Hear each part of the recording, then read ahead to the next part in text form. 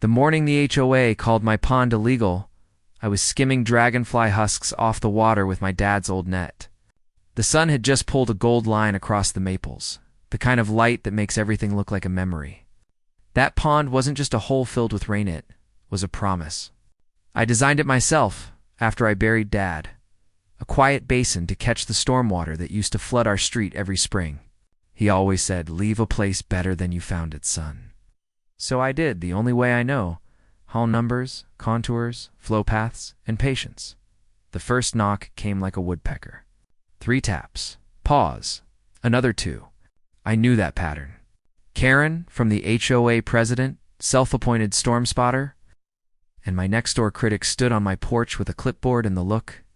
She saves for dandelions and out-of-season wreaths. She didn't bother with good morning.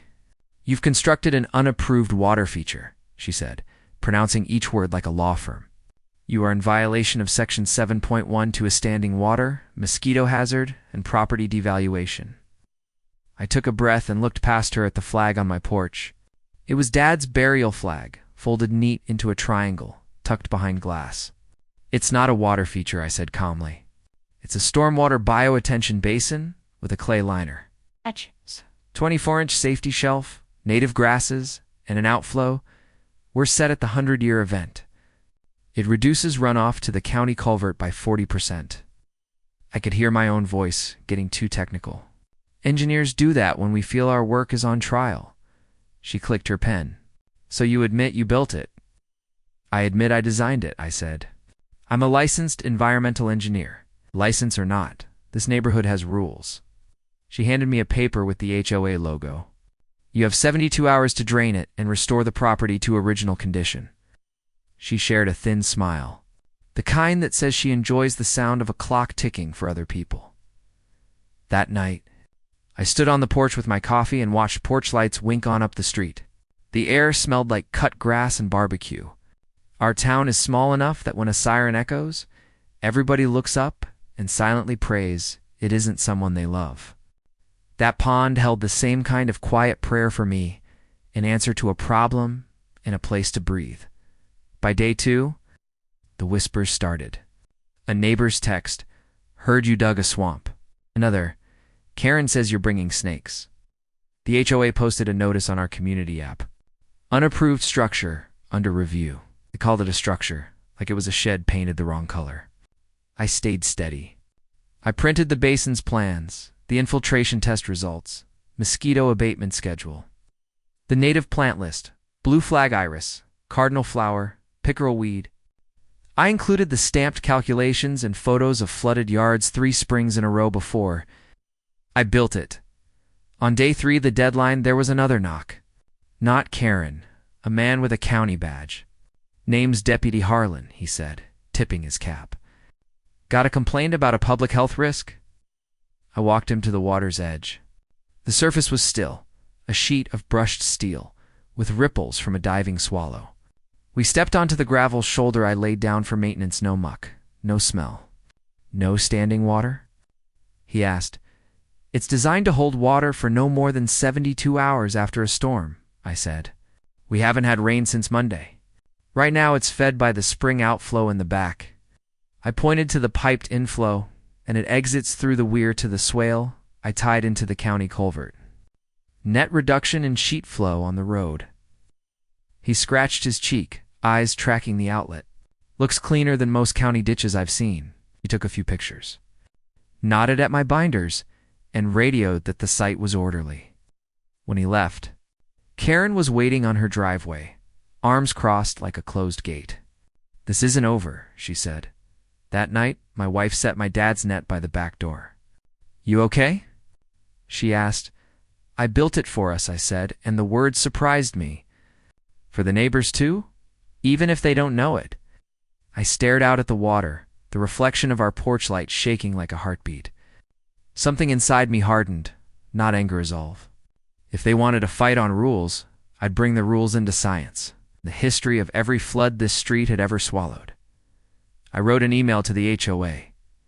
I request a hearing. I will demonstrate compliance with county code, state stormwater standards, and the federal BMP manual.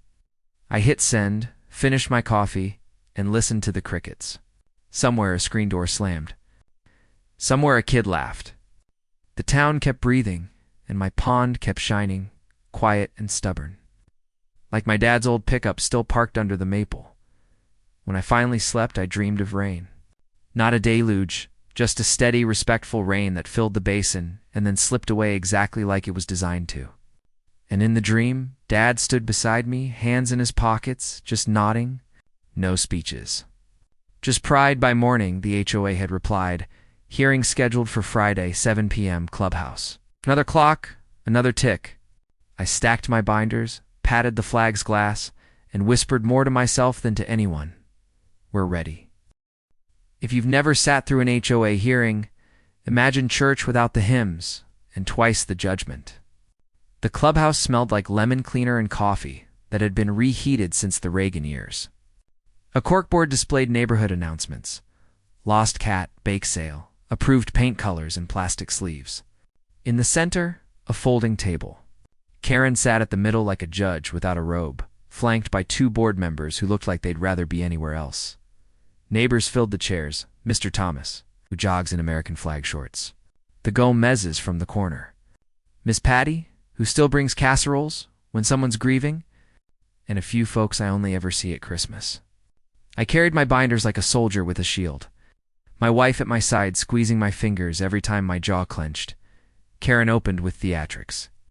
This homeowner, she didn't say my name, has built a pond without prior approval. It attracts pests, endangers property values, and constitutes a nuisance under Section 7.12. She clicked through photos on a projector. My pond from the worst angle she could find. A Google image of a mosquito and a graph with no labels. We must be consistent, she added. A phrase HOAs love right before being unfair. When they gave me the floor, I didn't start with degrees or codes. I started with memory. 3 springs ago, I said, Miss Patty's basement flooded. We all carried her boxes to the curb wedding photos, baby clothes things you can't replace. 2 springs ago, Mr. Thomas's Buick stalled in 20 inches of street water.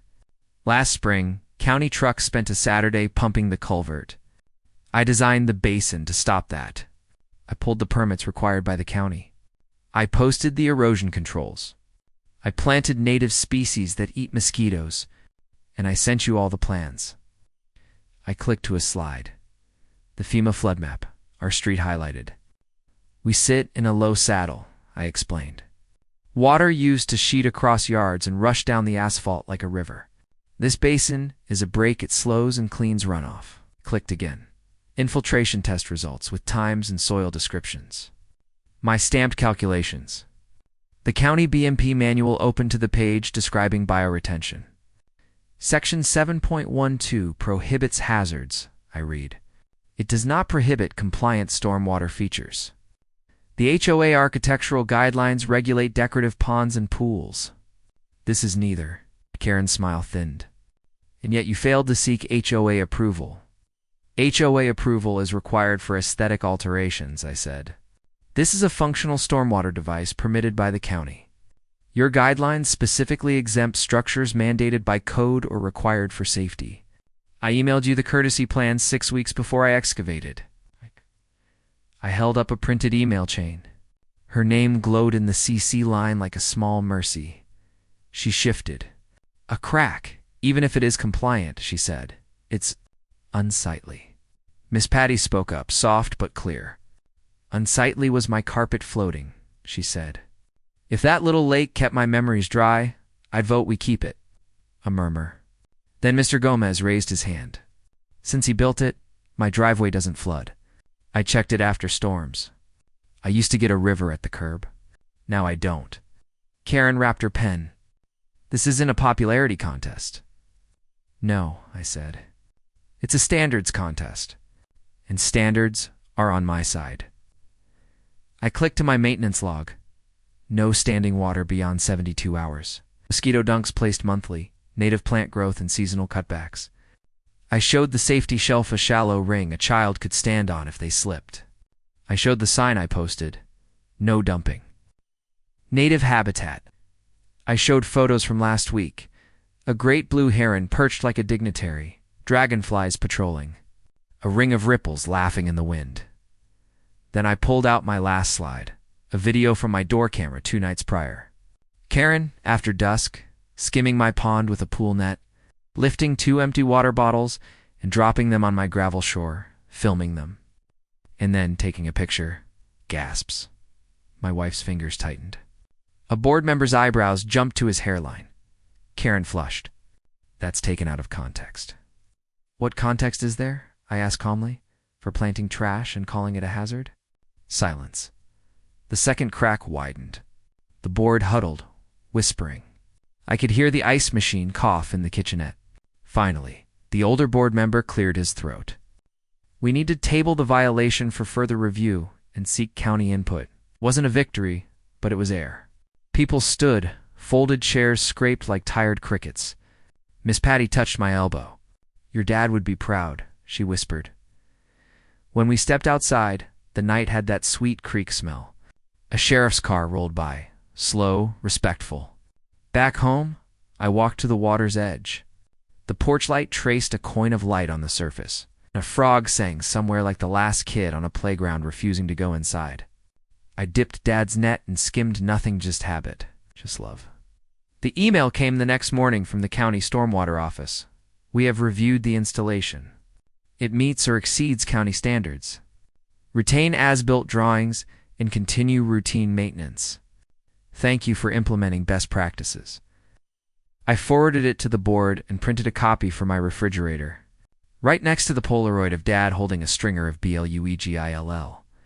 An hour later, a new notice appeared on the community app. Special meeting Friday to consider rescinding violation. Karen posted underneath. We cannot allow exceptions. I typed and deleted 3 replies before leaving just this. Standards aren't exceptions. I mowed the lawn that afternoon in neat stripes, the smell of cut grass mixing with the damp, green breath off the pond. I waved to neighbors who waved back more than they looked away. And when a cloud built over the hills, gray and honest, I hoped it would ranges enough to show everyone what water can do when it's shaped with respect. Friday afternoon, the sky turned the color of old pewter. A line of thunderstorms marched across the radar like blue soldiers. The wind came first, warm and quick, flipping the leaves so their pale undersides showed like fish bellies. Somewhere down the street, a screen door banged. The air smelled like coil springs and wet asphalt, the scent of rain that's already chosen you by 4 o'clock. The first drops hit the pond with that hollow, percussive sound, like tapping a drum with 2 fingers. I stood on the porch and felt the temperature drop as the shelf cloud muscled over the ridge. My wife set 2 mugs of coffee on the rail. Your show, she smiled, and then it came. A hammered sheet of rain, slanting sideways, roaring against the maples, pounding the road into a gray river. Gutters overflowed. Downspouts spit. The street usually turns mean in weather like that, water burning straight down the crown and into the corner yards. Not this time. The basin lip caught the first wave in a glassy roll, and then the bowl filled slow, the safety shelf disappearing as the water rose to kiss the rushes. Oh. The inflow bubbled like seltzer. The outflow were spread into a clean, thin waterfall, a silver tongue licking the rock apron. Everything that used to run wild now moved with purpose. Sirens wailed far off and then closer, the way they do when someone loses a fight with water. Our neighbor group lit up, driveway holding, basement dry so far, power flicker. The street gurgled but didn't rage. One tracked the rise. 10 inches, 16, 23. The weir held steady. The overflow took the rest, calm as an old barn cat. 38 minutes in, the heaviest band passed. The rain softened to a respectful patter. The basin crested and then began to fall. An inch, another, a steady exhale. The water left cleaner than it arrived, to the plant straining out what the road carries. Grit, oil, whatever a long week spills. By 6, the clouds shredded into cotton. The sun broke west and turned the whole street into a postcard wet. Pavement like black glass, yard flags fluttering, kids daring puddles with rubber boots, And right then, as if they'd scheduled it, the HOA board posted, "Meeting moved outdoors to the common green." People brought folding chairs. The air felt like after church when the sermon is over and you just want potato salad and no more debate. Karen started stiff. "We have reviewed county correspondence," she said, "and while there may be technical compliance, the HOA must consider aesthetics and property values." Before she could roll further, a sheriff SUV pulled up. Deputy Harlan stepped out, nodded to me, and then to the board.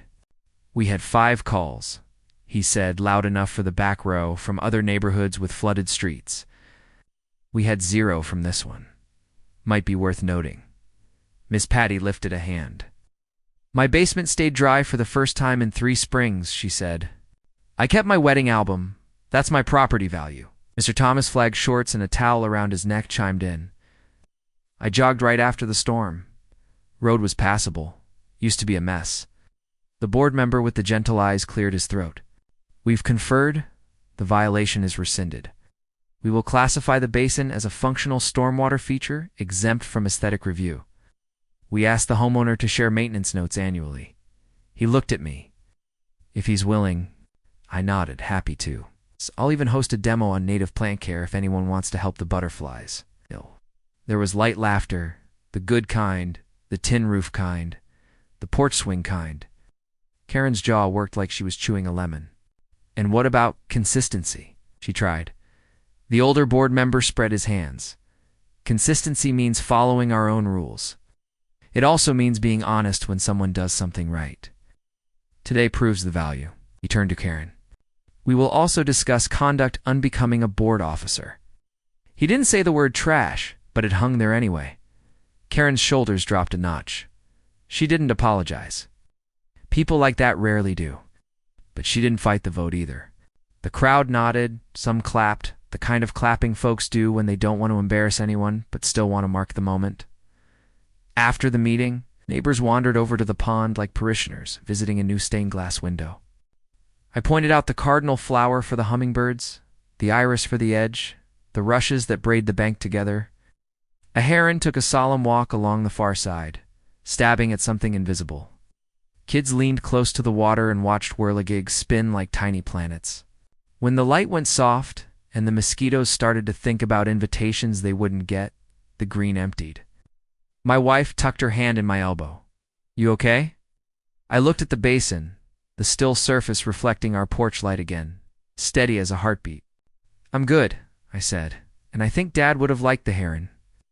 We sat on the steps. The town hummed distant mower, a dog arguing with its own shadow, the last splash from a puddle jump. In that easy dusk, the fight felt small and the lesson felt big. Sometimes standing up for what's right isn't loud, it's patient. It's math and mud and a shovel held with the same care you hold a promise. It's planting something that doesn't show off, but shows up when the sky opens. It's knowing. Your neighbors will see it when they need to, even if they don't at first. I ran my thumb along the edge of Dad's flag case. "You leave a place better than you found it," I whispered, and the water didn't answer, but it didn't have to. It had already done its part. Before bed, I posted a note on the community. App, Stormwater Basin Update, County approved, HOA rescinded the violation. If you want to see how it works, or plant one on your lot, come by Saturday at 10. I'll have coffee and donuts. Kids, welcome. Bring boots. Then I added, because I meant it. Have you ever had to stand up to an HOA? Share your story? I read every one. If you believe some fights are worth having, the kind that make a street safer, a basement drier, a town a little kinder, stick around. Hit subscribe. Stand up together.